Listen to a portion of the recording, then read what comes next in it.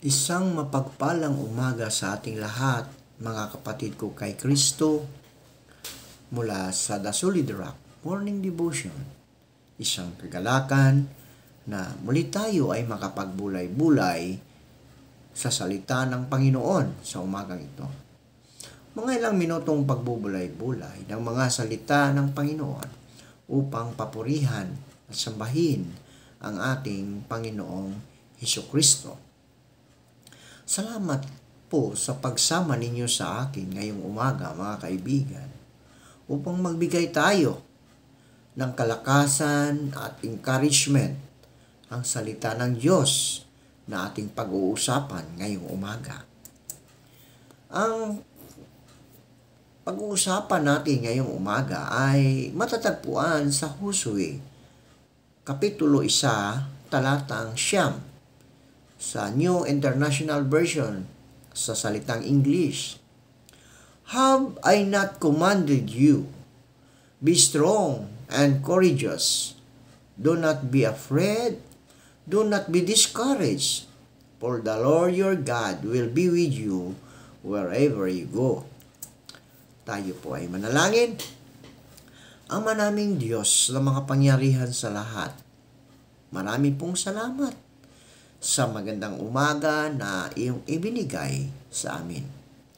Maraming salamat, Panginoon, sa isang gabi nagdaan sa aming buhay na kami pinigyan mo ng magandang pagtulog, magandang kapahingahan.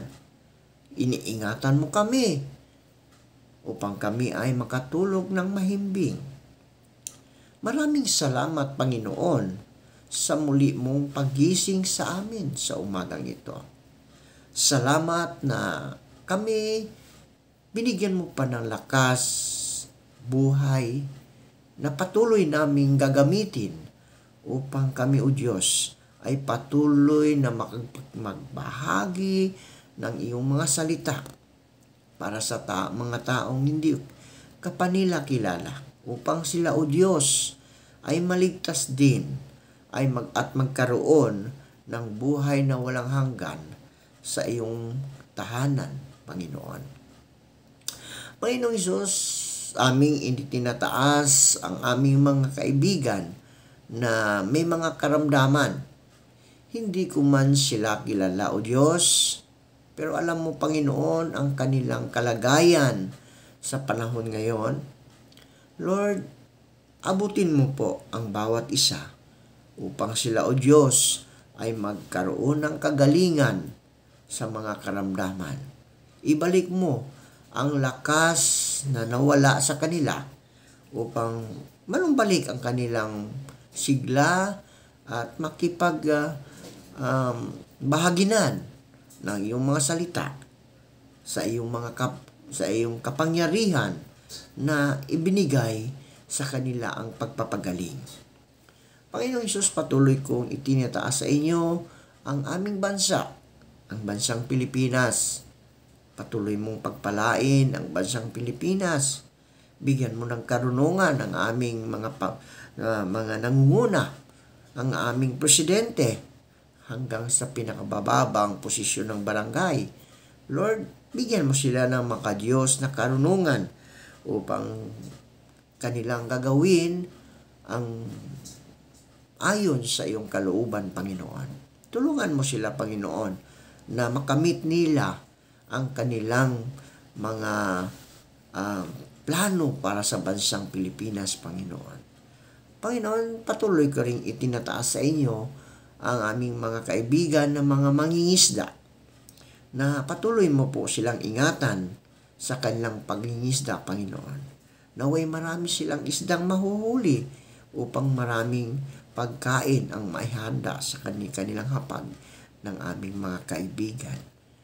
Gayon din po, Panginoon, patuloy naming inilalapit ang aming mga kaibigang mga magsasaka.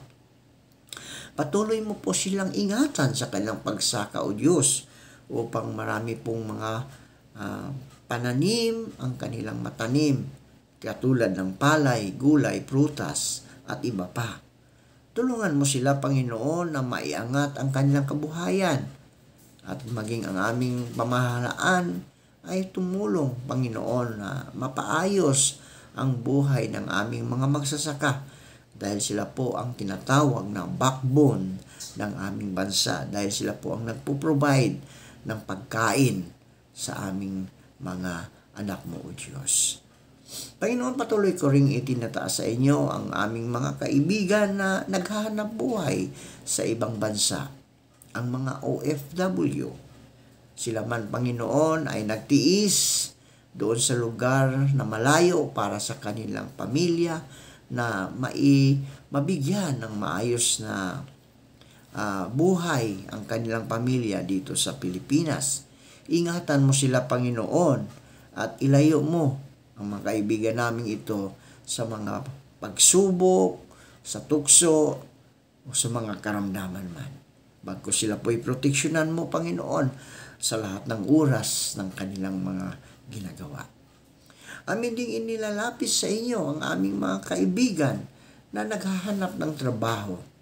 Ito man ay lokal o abroad, naway makasumpong sila ng magandang trabaho sa tulong ng iyong banal na Espiritu.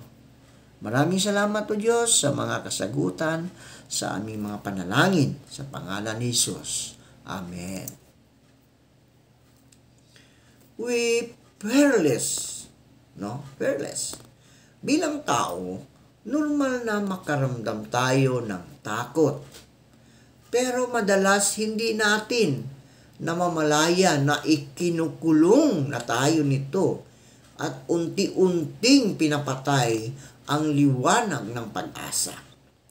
Ang nakakakilabot dito, mga kaibigan, madalas na hindi natin alam na tayo'y namumuhay na pala sa takot at karuwagan. Ano nga bang dapat gawin upang malabanan ang makabandag na lasong ito? Isa lang ang pinakamabisang panlaban sa takot, mga kaibigan. Pananampalataya. Ang pananampalataya kay Hesukristo. Kung namumuhay tayo sa pananampalataya, mga kaibigan, at ibagsak ang takot, masasakihan ng sanglibutan kung paano kumikilos si Hesukristo sa ating mga buhay. Oras na para sa kilusan ng mga Kristiyanong walang takot na ideklara ang magandang balita sa buong mundo. Mga Kristiyano mula sa iba't ibang henerasyon, iba't ibang lahi, kulturang pinanggalingan, ngunit iisa ang layunin. Ang dakilain ang Panginoong Hesukristo.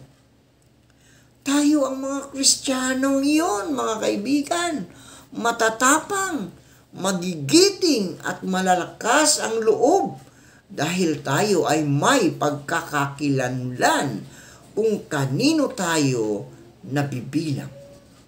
Walang anumang sisindak ang pipigil sa Diyos dahil Siya ang namamayani at nagbibigay pag-ibig sa atin. Ang kanyang perfectong pagmamahal ay tinatagumpayan ang anumang takot at bumabalot sa ating mga puso. Wala namang kasiguraduhan ang hinaharap. Mayroon naman tayong kasiguraduhan sa naglatag ng daan sa ating patutunguhan.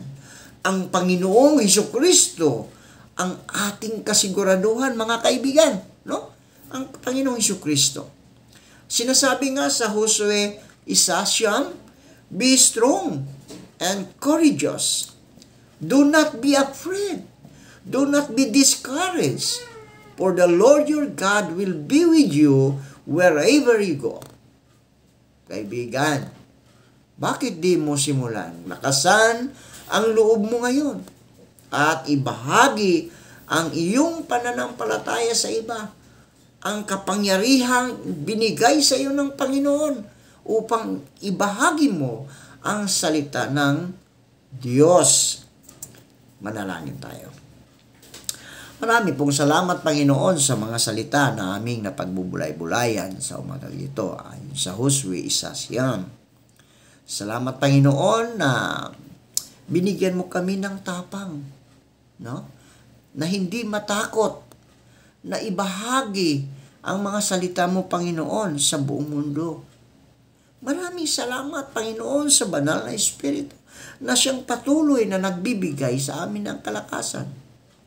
Panginoong Hesus, sa umagang ito, dalangin ko ang pagpapala na ibuhos mo sa lahat ng nakikinig sa iyong mga salita. Bigyan mo sila ng kalakasan, Panginoon. Bigyan mo sila ng pangangailangan nilang pinansyal, anuman ang kanilang mga pangangailangan, o Diyos, ikaw ang siyang magbigay sa kanila. Panginoong Hesus, tulad ng mga alagad mo, nagpapasalamat po kami sa inyong pagtitiwala at pagtawag sa amin para maglingkod sa iyo kahit hindi kami karapat-dapat. Makakaasa po kayo na hindi po namin sasayangin ang magandang pagkakataon na ibinigay mo sa amin. Ngayon, ang Panginoon din ng kapayapaan ay magbigay nawa sa inyo ng kapayapaan sa buong panahon at sa lahat ng paraan. Ang Panginoon ay sumain yung lahat nawa. Amen. Amen.